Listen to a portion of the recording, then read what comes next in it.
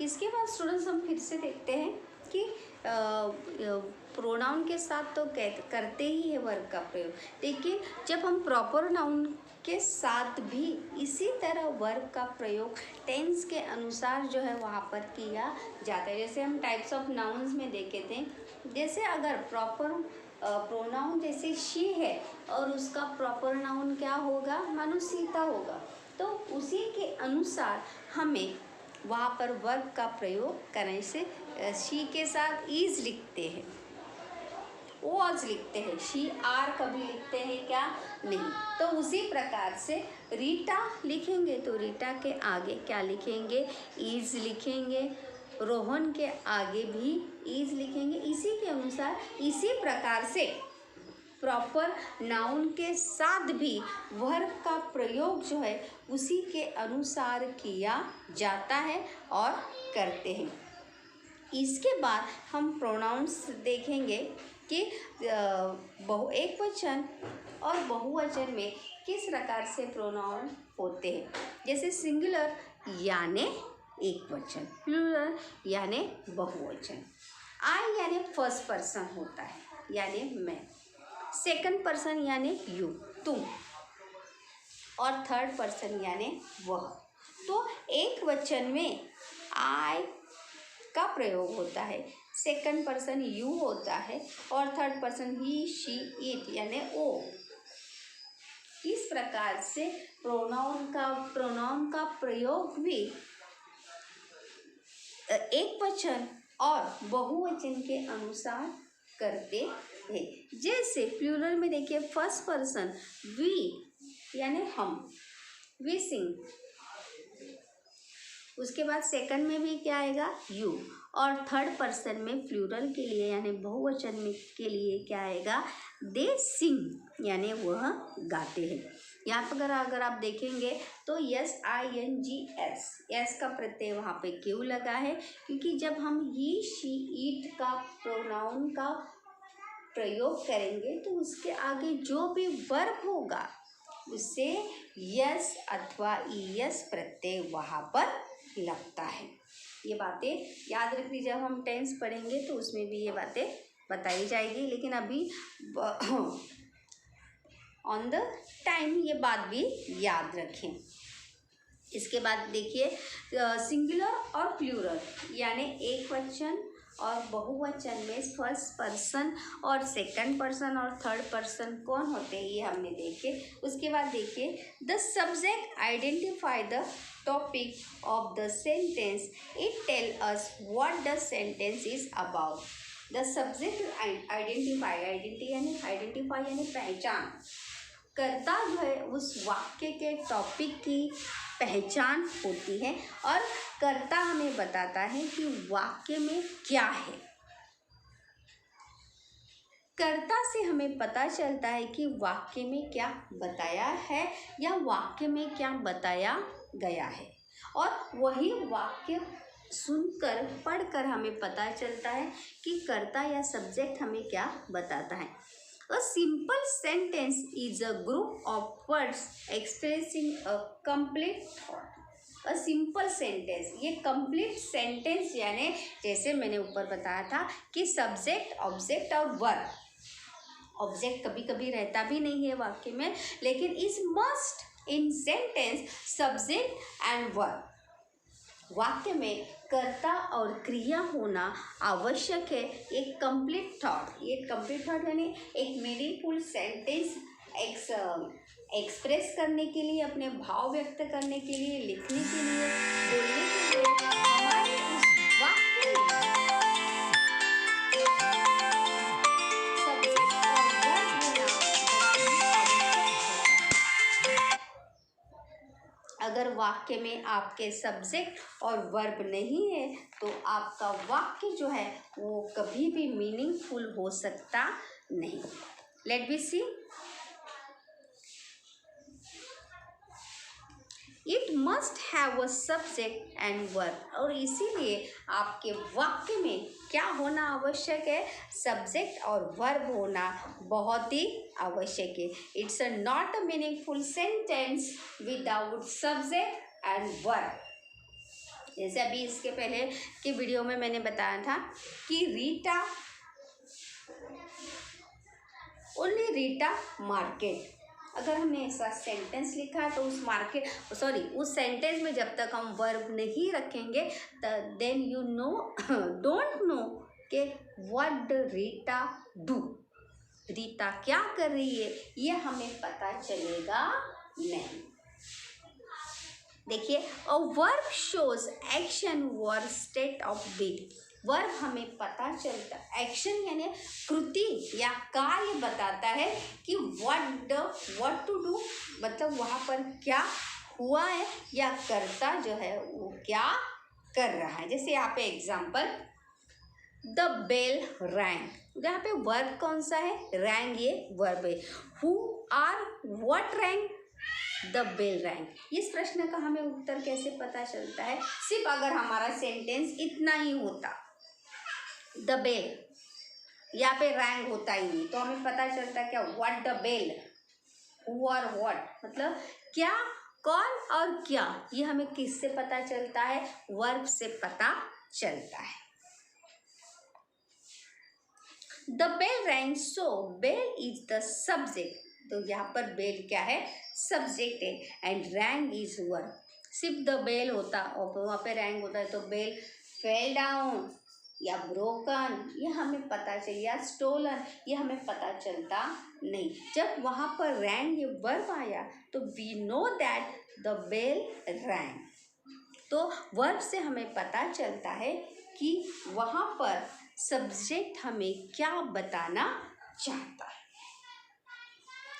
She sings a song, जैसे मैंने अभी बताया कि verb she, he, she, it और साथ ही साथ प्रॉपर नाउन के साथ जब हम वर्ब का प्रयोग करेंगे तो उसके आगे यस अथवा यस प्रत्यय लगता है। इस वाक्य में शी क्या है, कर्ता यानी सब्जेक्ट है, सिंग्स क्या है, वर्ब है, और सॉन्ग क्या है, ऑब्जेक्ट है। मतलब ये पूरा मीनिंगफुल सेंटेंस होने के कारण हमें पता चल रहा है कि वह लड़की, शी यानी वह क्या कर रही है, गाना गा रही, शी सिंग्स अ सॉन्ग, वो गाना गा रही है। इसीलिए वाक्य में एक मीनिंगफुल सेंटेंस के लिए that must you have been right a subject verb and object and make a meaningful sentence. वाक्य बनाने के लिए बहुत ही आवश्यक होता है। वाक्य में वह वर्ब होने से हमें कर्ता सब्जेक्ट का कार्य पता चलता है। मतलब अगर वाक्य में वर्ब है तो हमें पता चलता है कि वो कर्ता या सब्जेक्ट जो है वो क्या कर रहा है। अगर सिर्फ सब्जेक्ट ही होगा तो हमें पता चलेगा, और सब्जेक्ट और ऑब्जेक्ट ही होगा तो हमें पता चलेगा नहीं।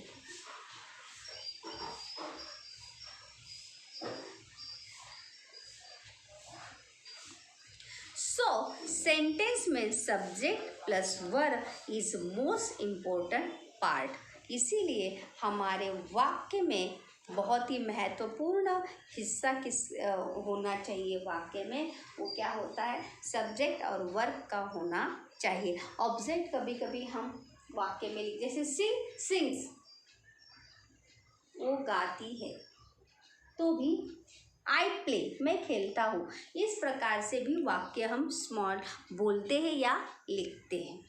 लेकिन वाक्य में सब्जेक्ट के साथ कर्ता जो है, सब्जेक्ट के वर्ब के साथ कर्ता के साथ वर्ब का होना आवश्यक होता है। नेक्स्ट सेंटेंस एग्जाम्पल देखिए, आई राइट अ लेटर। इस वाक्य में आई जो है वो सब्जेक्ट है, राइट वर्ब है। वर्ब के हम फॉर्म देखेंगे, मॉडल ऑक्सिलरी मतलब मेन वर्ब किसे कहते हैं और सेकंड वर्ब किसे कहते हैं, मॉडल ऑक्सिलरी जिस प्रकार से सहायक क्रिया किसे कहते हैं। ये बातें जो हम जब वर्ब देखेंगे, वर्ब के पार्ट ऑफ स्पीच में जब हम वर्ब देखेंगे तब ये बताया जाएगा। लेकिन यहाँ पर देखिए आई क्या है, सब्जेक्ट है, वह राइट क्या है, वर्ब है, और लेटर क्या है, ऑब्जेक्ट है। मतलब मैं क्या लिख रहा हूँ, लेटर लिख रहा हूँ, I write a letter. I write, अगर सिर्फ आई राइट मैं लिखता हूँ, अ लेटर नहीं होता तो भी ये वाक्य मीनिंगफुल होता। आई राइट में लिखता हूँ, लेकिन अ लेटर लिखने से ये स्पेसिफाई हो गया कि वो क्या लिख रहा है, लेटर लिख रहा है। नहीं, अगर सिर्फ यहाँ पर ये सेंटेंस इतना ही होता, only I write, what the write, I write ऐसे, I write a poem, I write a story, you don't know that. जब यहाँ पर ये स्पेसिफाई हुआ आई राइट लेटर, ऑब्जेक्ट यहाँ पर आया है, तो हमें पता चलता है कि वहाँ पर आई यानी सब्जेक्ट क्या लिख रहा है, लेटर लिख रहा है। सेकंड सेंटेंस लिखिए, देखिए, राजेश गोज टू मार्केट। यहाँ पर मैंने देखिए ES प्रत्यय यहाँ पर लिया है। जब वहाँ पे ओवल्स आते हैं वर्ब के तो वहाँ पर ES प्रत्यय वहाँ पर लगता है। जैसे अभी मैंने कहा कि जब वाक्य में ही, शी, इट हो और साथ ही साथ वहाँ पे उसकी जगह पे प्रॉपर नाउन भी हो, ही का प्रॉपर नाउन रवि हुआ, शी का प्रॉपर नाउन रवीना हुआ, तो उसी प्रकार से जब ही, शी का भी और प्रॉपर नाउन का भी उसका वहाँ पर प्रयोग करेंगे तो उसका प्रयोग करते समय वहाँ पर जो वर्ब हम यूज़ करेंगे तो वहाँ पर यस अथवा ईएस का प्रत्यय लगाना भूलना नहीं है। जैसे यहाँ पर राजेश गोज टू मार्केट, अगर सिर्फ यहाँ पे राजेश गोज, राजेश गया, कहाँ गया, ये हमें किससे पता चलता है, टू मार्केट, ऑब्जेक्ट होने की वजह से। राजेश गोज ये भी मीनिंगफुल है, लेकिन और मीनिंगफुल सेंटेंस होने के लिए वहाँ पे ऑब्जेक्ट राजेश कहाँ गया है, ऑब्जेक्ट मार्केट गया है। She makes a kite, she क्या है, सब्जेक्ट है, मेक क्या है, ऑब्जेक्ट वर्ब है, सॉरी, और काइट क्या है, ऑब्जेक्ट, यानी वो क्या बना रही है, पतंग वहाँ पर बना रही है। तो शी क्या हो गया, सब्जेक्ट हो गया, मेक्स क्या हो गया, वर्ब हो गया, और kite, he is a singer, वो कौन है, सिंगर है। ऑब्जेक्ट यानी ये भी होता है कर्म, यानी जिसके ऊपर क्रिया हो रही है, उसे क्या कहा जाता है, ऑब्जेक्ट कहा जाता है। तो वाक्य में ऑब्जेक्ट नहीं होगा तो भी वाक्य मीनिंगफुल होता है, लेकिन ज़्यादा ज़रूरी वाक्य में क्या है, आपके वाक्य में क्या होना चाहिए, सब्जेक्ट और वर्ब होना चाहिए। ही इज अ सिंगर, वो कौन है, सिंगर या गायक है। इसी प्रकार से हमें सेंटेंस फॉर्मेशन करते समय हमारे वाक्य में क्या होना आवश्यक है, सब्जेक्ट, वर्ब और ऑब्जेक्ट होना आवश्यक है, क्योंकि उसी के आधार पर हमें वाक्य बनाने होते हैं। जब हमें पता चलता है कि किस प्रकार से हमें वाक्य बनाने हैं या वाक्य बनाते समय हमें कौन सी बातों का ध्यान रखना आवश्यक है, तो वो बातें ज़रूर हम बहुत ही मीनिंगफुल सेंटेंस जो है वो बना सकते हैं। इसीलिए बच्चों, ये वाक्य जब आप लिखेंगे, बोलेंगे, तो लिखते समय और बोलते समय आपके वाक्य में सब्जेक्ट, वर्ब और ऑब्जेक्ट होना आवश्यक है। और दूसरी भी ज़रूरी बात, सब्जेक्ट के साथ वर्ब का होना आवश्यक है, क्योंकि वर्ब हमें ये डिफाइन करता है कि सब्जेक्ट क्या कर रहा है या सब्जेक्ट क्या बताना चाहता है। इसीलिए जब आप वाक्य लिखेंगे तो प्रैक्टिस आपको करनी आवश्यक है लिखने की। छोटे छोटे सेंटेंस आप बनाइए, और जैसे मैंने वहाँ पर वर्ब आपको लास्ट वीडियो में मैंने, इसके पहले के वीडियो में मैंने आपको बताया है कि किस प्रकार से कौन से प्रोनाउन के साथ कौन से वर्ब का प्रयोग आपको करना है।